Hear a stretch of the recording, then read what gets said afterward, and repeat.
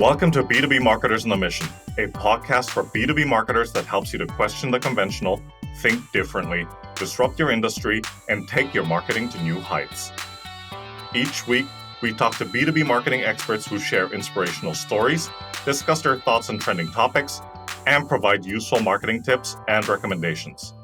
And now, here's your host and co-founder of I'm Consulting, Christian Klepp.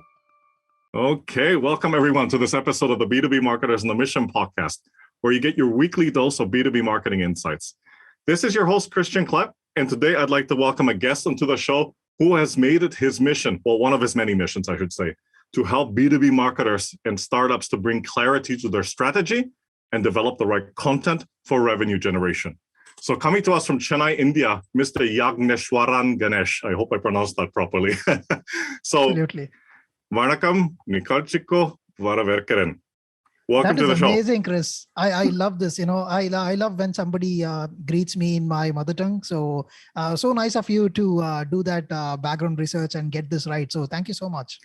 It's an absolute pleasure. And it's an absolute pleasure to have you on the show. I mean, we really hit it off, I have to say, in the pre-interview call. And I am so looking forward to this conversation because it's such a pertinent topic to B2B marketers out there, right? Absolutely. My pleasure.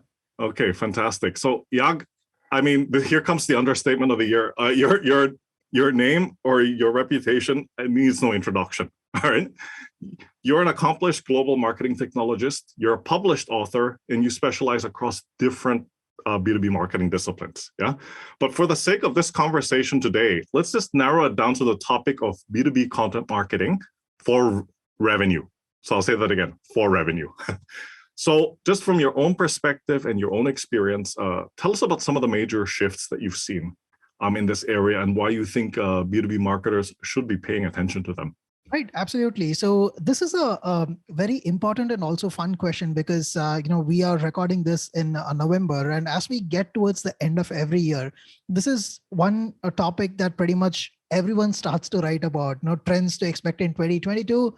What are the things that have evolved and things like that. But to be honest, I'll put it this way. Not a lot has changed in any form of marketing when it comes to the fundamentals. For example, when you look at specific things or when you look at specific predictions that you hear every year, it is usually a combination of a couple of things. One, it's either extreme wishful thinking that people are wishing for something to happen, or the other way around, people are looking at, they are trying to promote their product or their business and including that as part of the things that they expect in the upcoming year. So it's a packaging that comes in the form of prediction. So if you stay away from all of that and just purely look at what has consistently happened every year, regardless of COVID, is that there has been a continuous increase in the budget that content marketers have got year on year. And then again, there has always been a problem in demonstrating ROI of content to your marketing, to the kind of revenue that it generates. These two are going to happen every year regardless. So let's talk about that. Why is this happening? And why is that a problem? So fortunately or unfortunately, I would rather say unfortunately, marketers tend to play this game of attention all the time. So when you go onto LinkedIn, you would see topics like, hey, I got X number of followers, like 20,000 followers, 100,000 followers doing this, do you want my playbook? So at the end of the day, when you go in and check out that playbook, there is nothing new there. You get the same old data, but just because you were intrigued by that clickbait, you got in, and that happened. Now, the clear factor that you need to have in mind is that you are never going to win the content marketing game from a revenue standpoint or whatever you're trying to achieve by playing somebody else's game. The generic game or the generic playbook that one has, if you're going to follow that, I'm sure you're going to get the same kind of results that you have been getting so far or in the past. So ultimately, it boils down to just one fundamental thing. Do you know who your customer is and do you know what they are expecting? And are you contributing your marketing efforts towards that? One of the first things that my CEO told me as I joined the company Avoma in 2021 April, the first thing he told me was, yeah, just remember this one thing. Um, Forget all the other measurements. Ensure that you are keeping the customer experience and their interest in everything that you do. If you're doing that, everything will fall in place. So that's I think very basic. If you keep that baseline, you will know whom to market to, who you will know who your content should target, and you will know what to write. So I'll start there today. Well, that's a really interesting point. And you brought up a point earlier, which I thought, let's jam on that a little bit.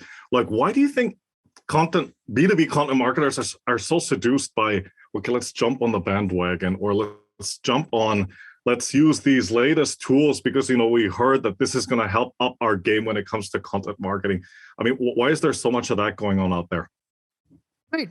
So see, at the end of the day, everybody got to sell what they want to sell, right? So that's where it typically starts. So, for example, take MarTech as an industry. So this entire industry, and if you can look at ABM as a product or ABM as a domain, this has been consistently happening. There are different tools, and every tool has a different story as to how they contribute to the ABM journey. And if you directly started your ABM journey by looking at one of these tools, you are going to sandbag yourself into how that tool is built or what it tries to solve for. So if I can give you an example, I'll say that, hey, if you're going to be using a programmatic ads tool, and if you think that ABM, then you're going to think that ABM is all about say running ads at targeted accounts, say tier 1, tier 2, tier 3 accounts, and then attracting them by running ads and bringing them into your funnel. Or if you are going to be driven by marketing automation tools for ABM, then you're going to think that, yes, it's all about sending out those cadences in a personalized manner. And from there, if you go to a chat tool, again, is it recognizing somebody coming into your ecosystem as an existing account? If I say that, hey, Chris, I recognize you from this company. Welcome. How can I help you? Is that ABM? Not really. And the same thing happens with, say, anything for that matter. Pick any tool or any domain. This is the common problem. So everybody is going to say that this is how you go about achieve something. But the reality is, unless you have clarity as to where you want to be, what problem you want to solve, and if you can get that across manually first, because any problem that you try to solve for in the initial days, be it a product or be it a problem that you're solving for, it's your starting point is going to be bare bones. You're just going to think about, how do I solve this? So you're not going to have too many factors there. Unless I can crack this manually and know what to do, only then you will know that what are the different places I can bring in a tool. And this is happening across content. This is happening across, say, marketing automation. This is happening across product marketing. Like, regardless of whatever field of marketing that you talk about, this is pretty common. Yeah, no, that's absolutely right. That's absolutely right. And, speaking of which, that's a beautiful segue into the next question. And you've touched on some of these already, but like some of the most common mistakes and misconceptions the B2B marketers make when it comes to content for revenue. What are they, and how do you think they should be addressed? Right. This is a very interesting question. Maybe the best way to answer this, maybe I'll talk about some of the mistakes that that I have done in the past over the last 12 years or so. I think that's probably the easiest to answer. Yeah, the sure. number one point I would say is not listening to your customers enough. Okay. What happens is, when you're in content marketing, you are more often than not, you're not talking to anybody. You're creating content on your own, and you're working in a silo, which is very dangerous. So it so happened in one of the first companies that I worked for, and I was in a room where I was an intern, and the person that I was reporting into was in a meeting, and he was the marketing head, and there was this other sales team who was also in the team, and there was a discussion about how to launch a product. After the discussion, the sales head asked my manager as to who is going to work on the content. And then my boss said, hey, we have a bunch of content marketers who will take care of all of these things. And the number one question that came in immediately in that discussion was, okay, so somebody who has not been part of this discussion and who has never spoken to a customer, is that person going to be writing the content for you? And that made me really think, wow, yeah, that makes absolute sense, right? And then when I looked at how those content marketers were actually doing their work, it was more like translating the product into product features into problem statements and offering the same product as a solution. So that approach is not helping anybody. And when I started working for Avoma, one of the things that I really enjoyed, or how my content now comes from, is on a daily basis. I use Avoma to listen to what prospects ask my account executives, or what our existing customers ask to our customer success managers. So when you listen to these conversations, you understand, hey, what your customers are asking for, or what are the kind of questions that your prospects are coming up with. Then you're going to build your entire content strategy around that. So you're going to make sure that everything that you write is meaningful for your audience. That's one. The second problem is that as marketers, we get too enticed by all the different channels that is available. The question that often we have is, hey, should you be on TikTok? Should you be on Twitter? Should you be on Instagram? But the point is, hey, be there where your audience is. That might seem the broad easy answer, but more realistically, what you're going to figure out is you're going to be there on one channel at a time and figure out if that works for you or not. So if you're going to spread yourself too thin, you're not going to put your efforts anywhere. So if you're investing on LinkedIn, stay there for at least about 6-7 months, invest properly, be there, build the right contacts. It's not just about going on commenting on certain posts, or pitch slapping somebody and saying, do you want to buy my product? It's about building those relationships and investing your presence over there. At the same time, building those relationships with the target audience that you're looking at. So that's number two. And the third one that I came across, as part of my recent readings, is a report from Content Marketing Institute that says that about 52% of the marketers have said that they are going to be increasing their investments on in-person events in 2022. And I'm like, really? Does that even make sense? And the reason why I'm questioning this is, see, even in the pre-COVID days, the reality is that, hey, you're there standing in a booth, you've invested about 20K or 30K dollars, and you get a 10 by 10 booth. And you have to realize that the number of people who have come to the booth are actually come for two reasons. One, they are there for either networking with their peers and trying to understand what's happening in the industry, or they are here to listen to a keynote that they came forward to, or they came looking for. And the last thing that they had in mind is, what are the different booths that I'm going to be visiting to see the softwares that are available. Yes, the shopping around is mostly going to happen, but the fun part that you will realize is the shopping around is going to be happening by your competitor, who is trying to kind of understand what you're doing, to get better. And at best, you might get about, say, 50 or 60 business cards through that entire journey, being there for about 2-3 days through the conference. And what you realize is, after all that, when you reach back to this audience, they are not going to respond, right? So what's the point? At best, all these details for just two things. They either gave their contact just to get your goodies, because it was interesting. That is all, right? And the fourth point, probably I would also say, is something that I see often on LinkedIn or on social media, is this point that people talk about: write the way you speak.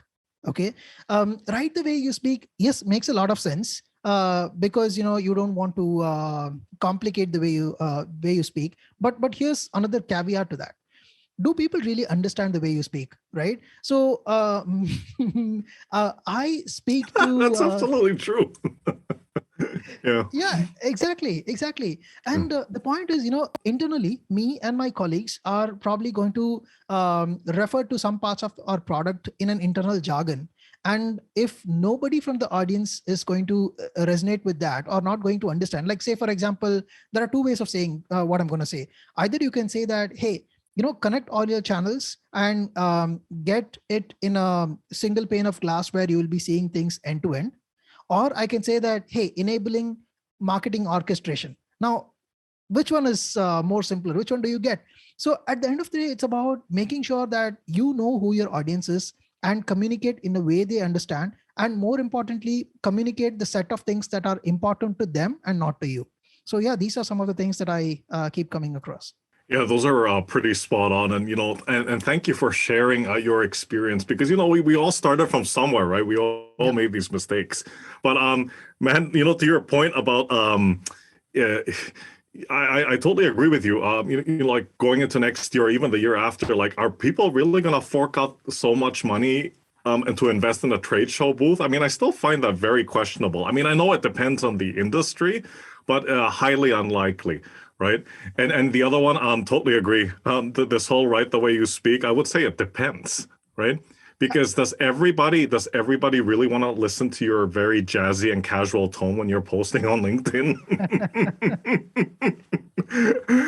Yeah. Yaag, you brought up something, and it was a topic in our previous conversation. I thought it was interesting, and it would be worth discussing a little bit further. And it's about the sales funnel, right? So all this like top of funnel, middle of funnel, bottom of funnel business. So you said something that I thought was quite interesting. You said you don't necessarily agree with the way that most B2B marketers are developing content for each stage of the funnel. And we've all seen them, right? This exhaustive laundry list of like, okay, we should develop this kind of content for the top and for the middle and then for the bottom. So please explain why you feel that way and what B2B marketers should be doing instead. Yeah, absolutely. So the reason I say that is, in fact, even I started with the funnel model back in like say 2009, 2010. And here's the point about that, right? So when you talk about parts of the funnel, you talk about, hey, I should be creating an awareness piece. I should be creating a consideration piece. I need to be, developing a piece that helps them in decision and all of that. So you have 7 or 8 stages as part of that entire funnel exercise. And the entire set of things is developed based on the understanding or probably the expectation that a prospect is going to consume about 7 to 8, or according to some researchers, it's also even 12 pieces of content before they're going to make a decision. But let's be realistic. Would you and I do that? Would we be reading 12 different pieces of content, or even 7 or 8 different pieces of content before buying something? Not really. What we do is, when the pain becomes a real pain, we go and search. Either it could be a Google search, or it could be reaching out to a friend and asking that, hey, how did he solve for that problem, or how did she solve for that problem, or look at a couple of review sites and see what people are saying about different options that are available. We do things like that, and when we land up on like 4 or 5 solutions that we want to compare, the simplest thing that we will be doing is probably go and read on a few blogs or a few white papers, or a few pieces of content on the website. And based on the set of products or set of things that we align the most to, we'll schedule the next level of conversations with those companies, with their AE or whatever the process is, right? And that's how the process goes. So my whole point of talking against the funnel idea is that I don't want people to spend so many hours or so on so many pieces of content to get there.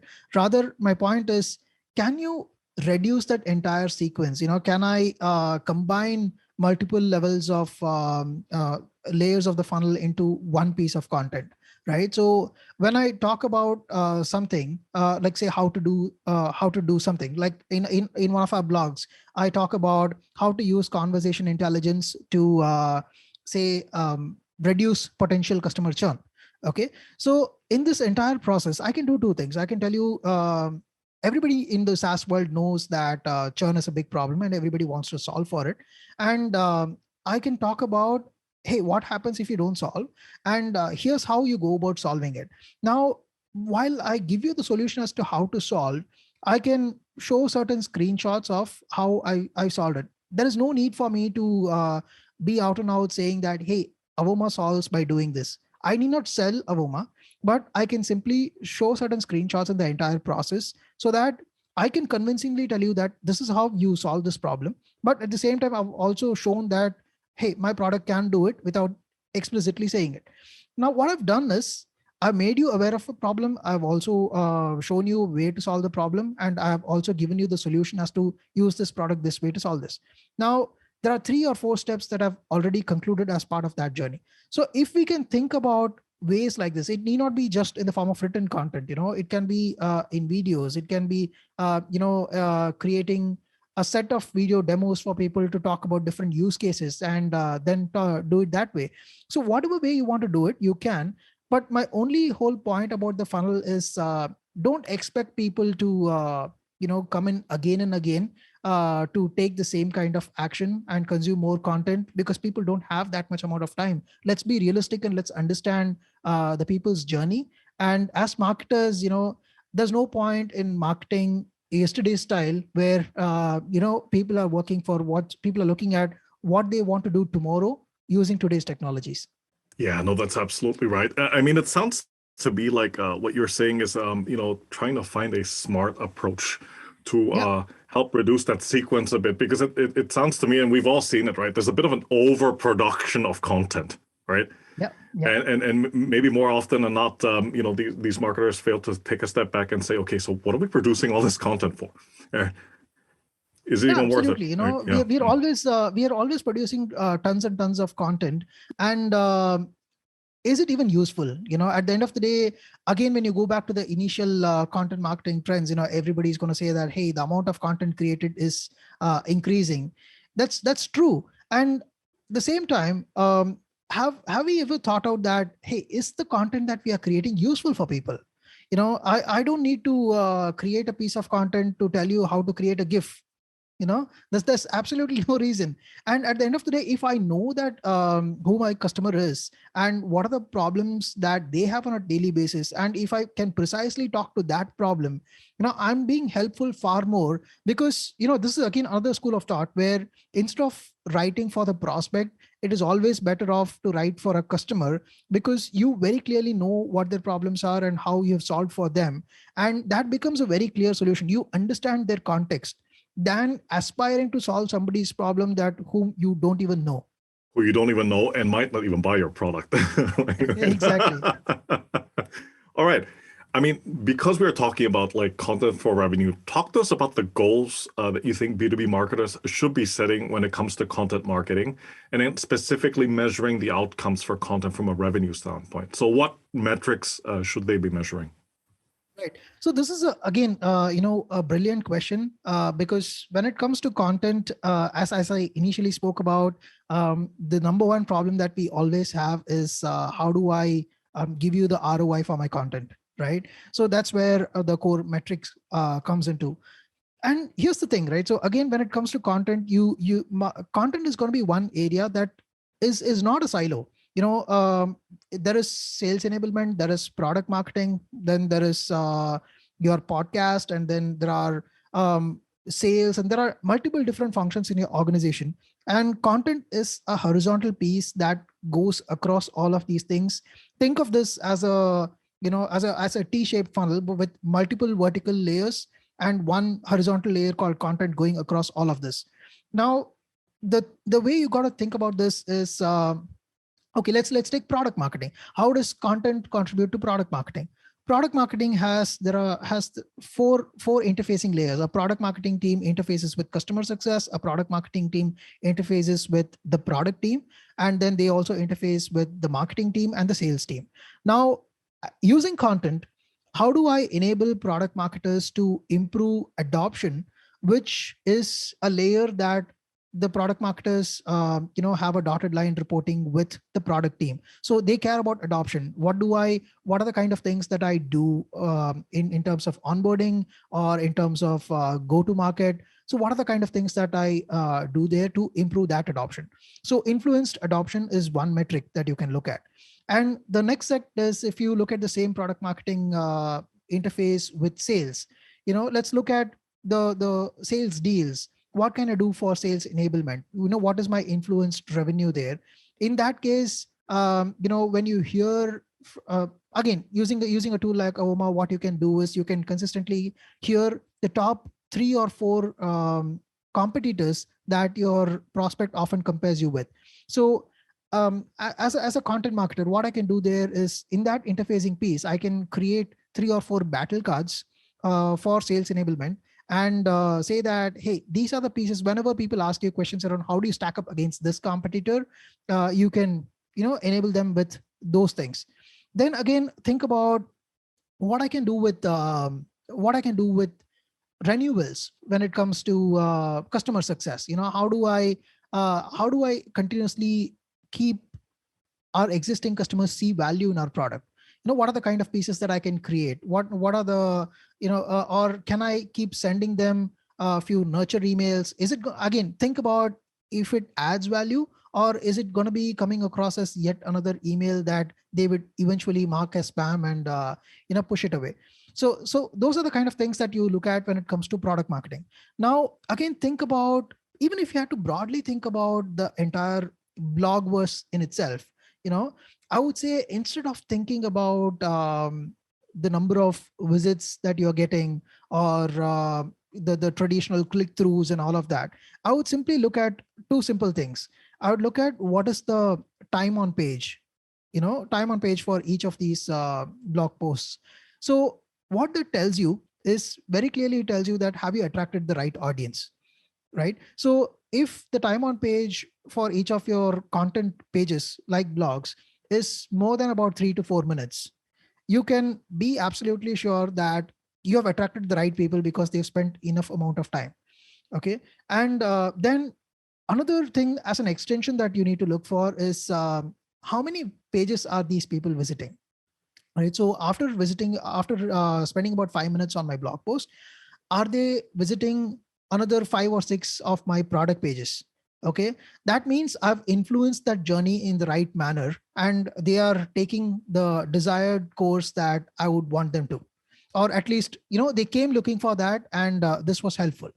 So if you zoom this out and look from the holistic marketing investment into this zone, what happens is, you might have spent tens of hundreds of dollars in driving so much of traffic to your website, but ultimately what you want to know is, have you attracted the right ones? It's not about burning money and getting more, because just even if you right now, if you randomly search for any topic, you are always going to see 2 or 3 people consistently appearing for almost every topic that you see.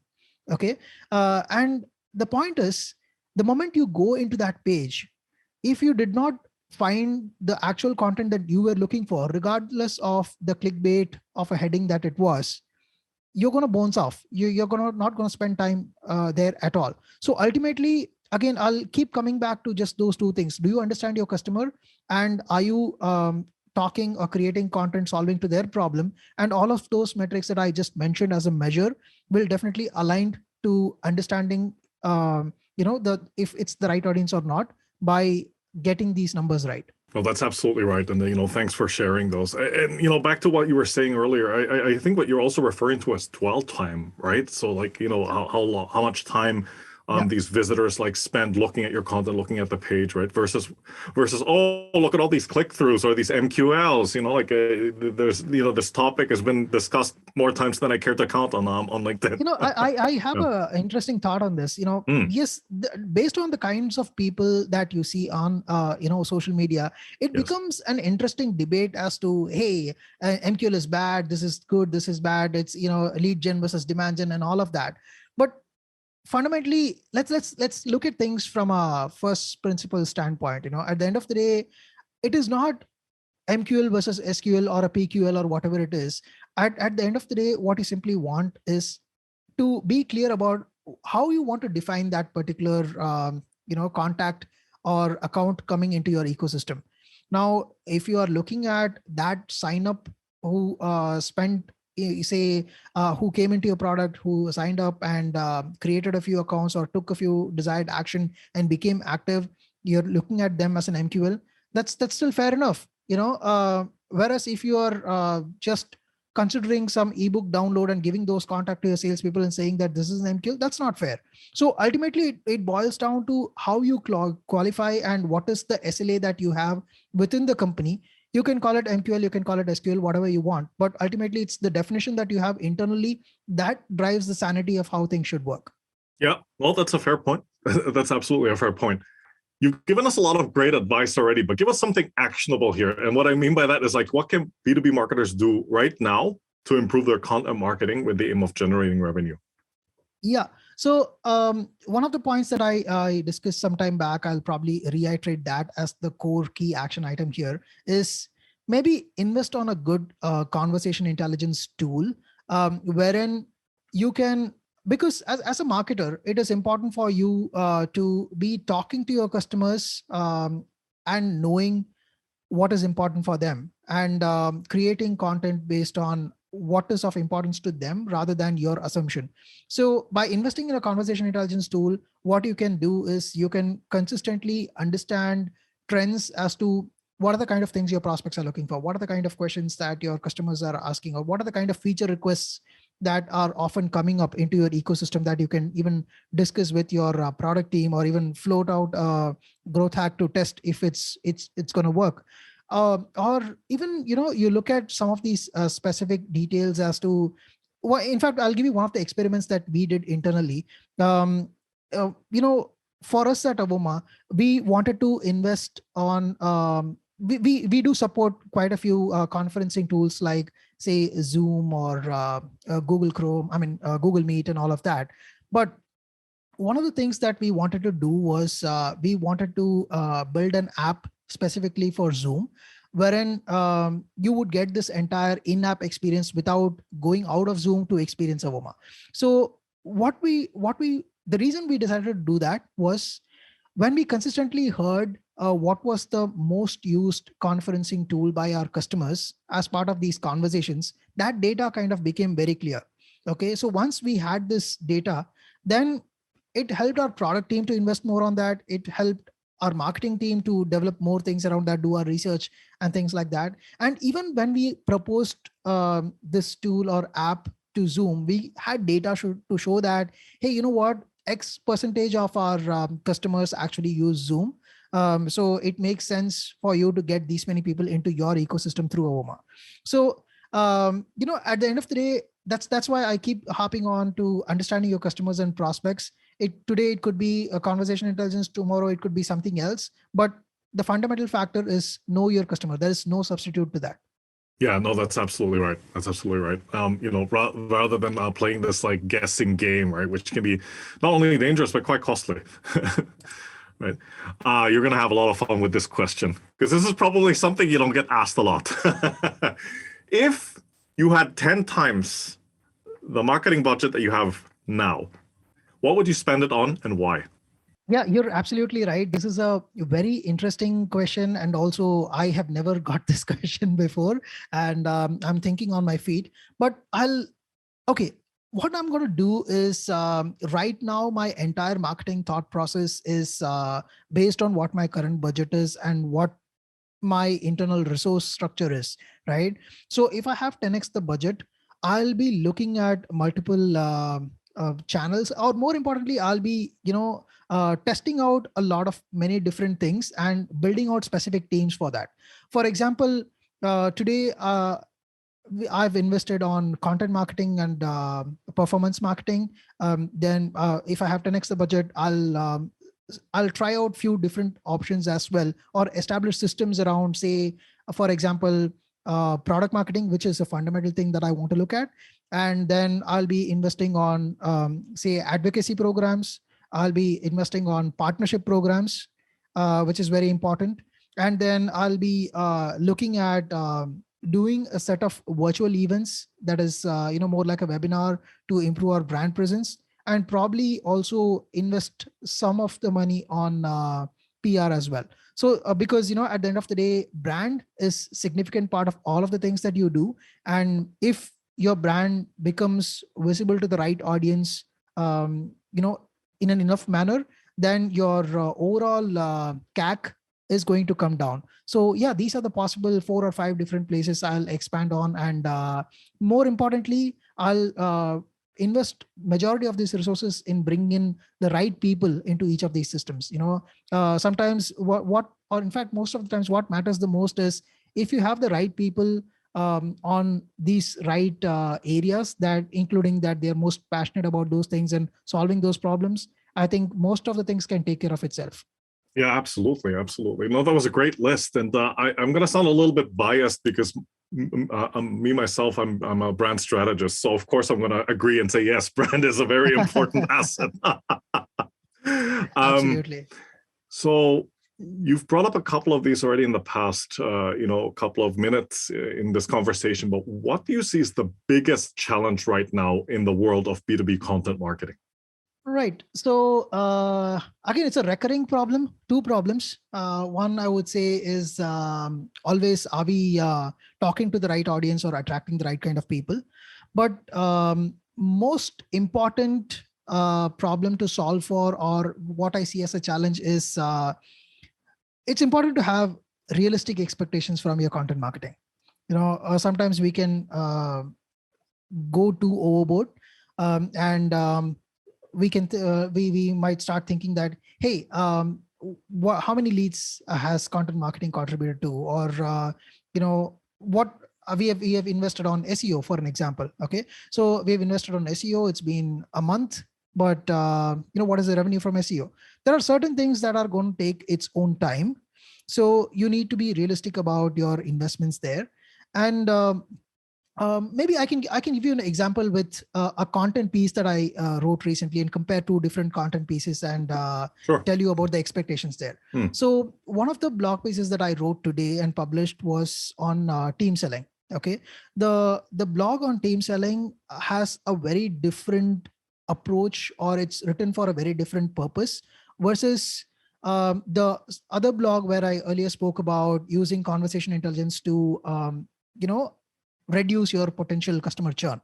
Okay, so the blog number 2, which I spoke about, reducing churn, is going to show you how to solve a problem, whereas the one that I spoke about on team selling is going to give you an awareness as to, hey, you know you you cannot be closing deals all alone all the time, because things are going to vary, because depending on the size of the deal and the kind of support system that you need into the system. So you need to be aware of this. So that's the purpose of first blog, where I'm not trying to sell anything, I'm not trying to push anything, but I'm just trying to share an idea, saying that, hey, if you are looking for a solution to this problem, maybe this is an approach that you might want to take. Whereas the second problem is entirely different, where I'm saying that this is how you go about it. You see, this product can solve this. That's very clear. So if you're expecting signups from a blog like team selling, that's not going to happen. Whereas on the other hand, if you're expecting awareness from the second blog, that's not going to happen. So one is written at the customers, and the other is written towards a certain kind of people who are looking for an approach to solve a problem. Yeah, no, those are definitely some very interesting points, and I'm curious what you think about this. Yeah, like, do you think that commoditization is a key challenge in content marketing? So I have given some thought about it, and in the past, and there are certain parameters that you come across when you talk to somebody, and they're talking to you from the perspective of I'll pay so many dollars per word. Then they are typically talking about run of the mill content, and in my experience, what I've often seen is that good content marketers do not talk about it that way. The good content marketers are generally experts in one particular domain. Like, say, for example, if you ask me to write about a business product or a martech product, I'll be in my comfort zone. I'll be like, yes, I understand this domain well, I can write. But on the contrary, if you ask me to write a cybersecurity related blog post or white paper, I'm going to tell you, no, that's not my area of expertise. Because, I can still read and write a few things, but it's still not going to come with that kind of authority or conviction with which I would tell you that, hey, this is how you can do something. So that conviction is very, very important.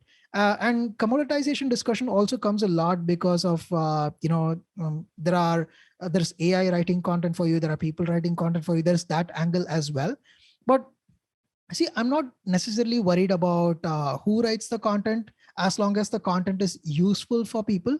So I'm not against AI, as long as it's augmenting your purpose and not going away from the thing that you're trying to solve for. Yeah, no, absolutely. And it's going back again to what you've been saying many, many times in the conversation. Who are you writing this for? right? Yeah, Who's this absolutely. for? Right? Yeah. Who Who are is you this for appealing and to? what's the problem? Yeah. Exactly. Okay, you probably were already up on your soapbox, but please stay up there, right? For this question. What is a status quo or a commonly held belief when it comes to using B2B content marketing for revenue that you passionately disagree with, and why? Okay. Wow. You must have put a lot of thought to each of the questions that you have come up with today.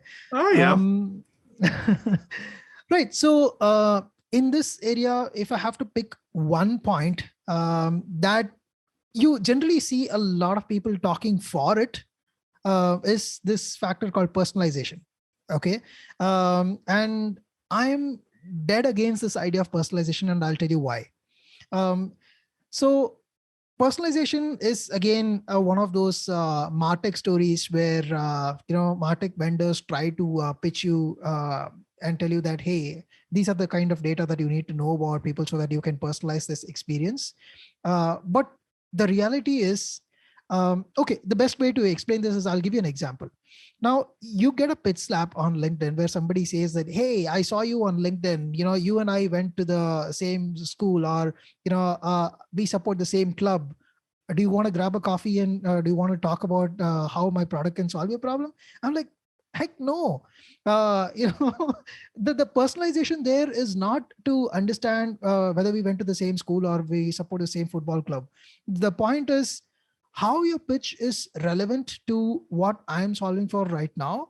Yes, I'm open to pitches, but the point is the pitch should be talking about a pain that I might have. You pick up some of the things that I have done in the past and put yourself into that equation and say that, hey, I saw that you're talking about these things, and you were trying to say, for example, it could be as simple as, hey, Yaag, you were trying to hire a product marketer for quite some time, and I might know somebody who might be interested. Do you want to talk to them?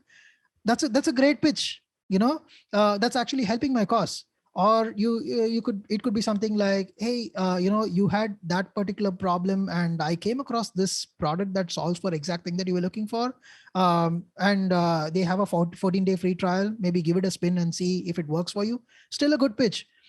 So the point is relevance matters more than personalization. And so just don't go behind personalization because it sounds fancy, or you have invested a lot into it. But again, goes back to the same factor that we have been discussing the entire day, is, does it really help the customer?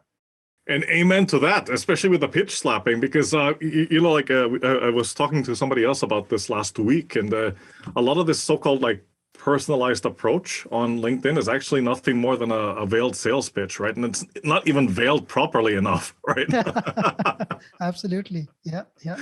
But yeah, thank you so much for coming on and sharing your thoughts and your experience and your insights to the audience. So please do us the pleasure of introducing yourself and letting people out there know how they can get in touch with you. Absolutely. So for all the listeners, thank you so much for patiently listening to me. My name is Yaag. Full name is Yaagneshwaran Ganesh, but you can call me Yaag. That's the easiest. Everybody outside of my parents call me Yaag. So yeah, that's about it. And I have about 13 years of experience in the marketing space, especially in the world of software. And precisely over the last 7 or 8 years, I've been in the SaaS side of the world. And most part of my life, I've been with startups, and about 80% of the companies that I work for, I've been the first marketer or the only marketer for the first 6 months of their journey. So I enjoy building things from scratch, and I enjoy a little bit of chaos. And apart from that, I have published about 8 books. My recent book is called The Collaborative Grow. It's free on Amazon. If you're interested, check it out. It's about how to democratize customer intelligence across your organization. So that's the core theme of the book. And then I run a podcast called the ABM Conversations Podcast. I've had some really great guests like Seth Godin, Guy Kawasaki, David Cancel, Rand Fishkin. And the best part about this entire journey is, like, I've had these people talking about specific topics, going deep on specific topics as to how to solve a particular problem. For example, Seth Godin talks about modern marketing. or the most recent episode where we had somebody called Claire who speaks about how to go and solve for or build a customer-led growth for your company. We are these days we are discussing a lot about product-led, sales-led. Do we do this? Do we do that? But once you understand your customers, then you'll be able to build the right ecosystem for them. So there are so many things like that, and the best place to connect with me is on LinkedIn. I'm quite active there. If not, you can also check out my website, which is yaagneshwaran.com. It's YAAGNESHWARAN.com. So happy to connect. And once again, thank you for your time here. Fantastic. Fantastic. Yeah, it was an absolute pleasure to have you on the show. So thanks again for your time. Take care, be safe, and talk to you soon. Absolutely. Thank you so much, Chris. It was a pleasure. All right. Bye for now.